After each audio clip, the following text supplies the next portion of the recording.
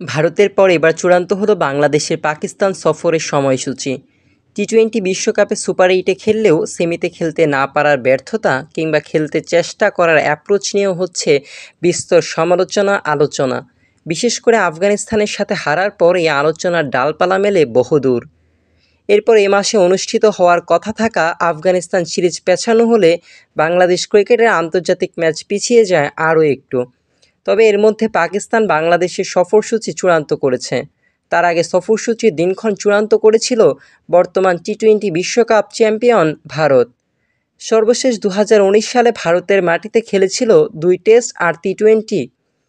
সে যাত্রায় টি-20তে একটা ম্যাচ জিতেছিল মাহমুদুল্লাহ মুশফিকরা, তবে বাকি সবগুলো ম্যাচেই হারতে হয় টাইগারদের। অবশ্য সে সময় ভারতের সাথে অন্তত একটা ম্যাচ জিতলেও পাকিস্তান থেকে ফিরতে হয় একেবারে খালি হাতে। টেস্ট টি-20 সবগুলো ম্যাচে হেরেছিল মুমিনুল শান্ত লিটনরা। এরপর এবছর আবারও বাংলাদেশের সামনে সুযোগ পাকিস্তান ভারতকে হারানোর, যার মধ্যে টেস্ট ম্যাচগুলো আইসিসি টেস্ট চ্যাম্পিয়নশিপের অংশ। এর আগে বাংলাদেশ ও পাকিস্তান 13 বার টেস্ট ফরম্যাটে মুখোমুখি হয়েছিল। 12টি ম্যাচ জিতেছে পাকিস্তান এবং বাকি একটা ম্যাচ হয়েছে ড্র। এবার আগামী 17 আগস্ট দেশ ছাড়বে টাইগাররা। এরপর মুলতানে 21 আগস্ট প্রথম টেস্টে মুখোমুখি হবে দুই দল। এরপর 30 আগস্ট সিরিজের দ্বিতীয় ও শেষ ম্যাচ রাওয়ালপিন্ডিতে।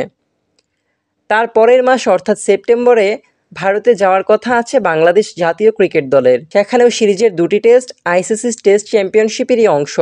আগামী 19 সেপ্টেম্বর চেন্নাইয়ের এম চিদাম্বরম স্টেডিয়ামে প্রথম টেস্টটি শুরু হবে। দ্বিতীয় টেস্টের ভেন্যু কানপুর। শুরু হবে 27 সেপ্টেম্বর। সফরের 3টি টি-20 ম্যাচ হবে যথাক্রমে 6, 9 এবং 12 অক্টোবর। এই 3 ম্যাচে ভেন্যু যথাক্রমে ধর্মশালা, দিল্লি ও হায়দ্রাবাদ।